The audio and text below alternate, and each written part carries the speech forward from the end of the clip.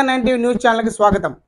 సంగారెడ్డి జిల్లా కేంద్రంలో CM cup మండల స్థాయి క్రీడా పోటీ కార్యక్రమానికి ముఖ్య అతిథిగా అదనపు కలెక్టర్ మనోజ్ IAS, విశిష్ట అతిథిగా యువజన సంఘాల సమితి రాష్ట్ర అధ్యక్షుడు డాక్టర్ కోన వేపలకృష్ణ గారు హాజరయ్యారు. వీరితో పాటు సంగారెడ్డి జిల్లా DRDA PD జ్యోతి, డిప్యూటీ WO కాశీబేగ్ మరియు MPDO ఈ కార్యక్రమంలో పాల్గొనడం జరిగింది. కలెక్టర్ IAS మాట్లాడుతూ విద్యార్థులకు యువతీవర్గులకు శారీరక దారుఢ్యానికి క్రీడలలో చాలా ప్రాముఖ్యత ఉందని పేర్కొన్నారు.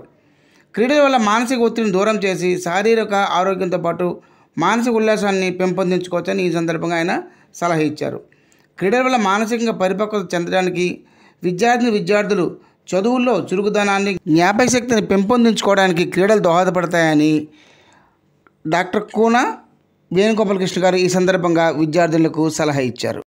కావాలి మనకు మార్కుల కంటే కూడా మనకేం కావాలి, మనకు ఆరోగ్యం కావాలి. ఎవరైతే క్రీడలు ఆడతారో నేను గ్యారంటీగా చెప్పగలుగుతున్నా, ఎవరైతే క్రీడలు ఆడతారో 100 మార్కులు వస్తే రావు నాకే తెలియదు, కానీ 100 సంవత్సరాలు గ్యారంటీగా బతికేటువంటి శక్తివంతులు మా సంఘాలలో ఉండేటువంటి చిన్నారులు అనేటువంటి విషయాన్ని కూడా మీ అందరికీ మరొకసారి మనస్ఫూర్తిగా తెలియజేస్తున్నాం. దృఢమైన శరీరం ఉంటేనే మన దృఢమైన మనసు ఉంటది.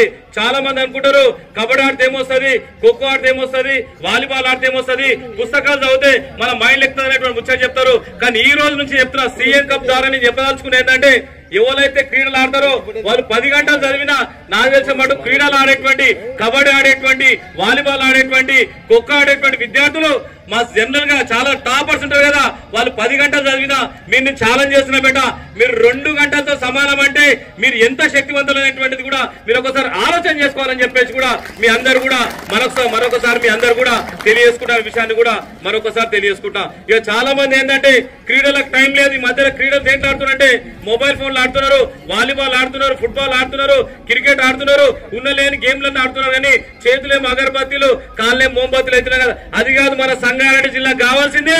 పులులు కావాలి. పులులు ఎట్లుంటాయంటే వేటాడేటువంటి శక్తివంతులు. రేపు భారతదేశానికి ఏం కావాలంటే, ఇప్పుడు ఇంత మనం జ్యోతి ఎట్లా వెలిగించినామో ఆ జ్యోతి లాంటి కాంతి ఉన్నటువంటి వాళ్ళు, నిజమైనటువంటి సంకల్ప బలం ఉన్న వాళ్ళు, ధైర్యవంతులు, అటువంటి చాతుర్యం ఉన్నటువంటి యువ విద్యార్థులు కావాలనేటువంటి అద్భుతమైన కార్యక్రమానికి నాంది వల్కలం అనేటువంటి విషయాన్ని కూడా మీ అందరూ కూడా మరొకసారి తెలియజేస్తున్నా. ఈ కబడ్డీకి సంబంధించినటువంటి దాని మీద 2-3 నిమిషాలు ముఖ్యంగా చెప్తారు. కబడ్డీ గురించి మీకు 2-3 ముఖ్యాలు చెప్తా.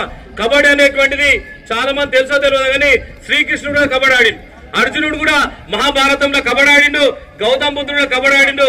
కానీ మన దగ్గర కబడ్డీ గురించి చాలా మంది తెలియదు.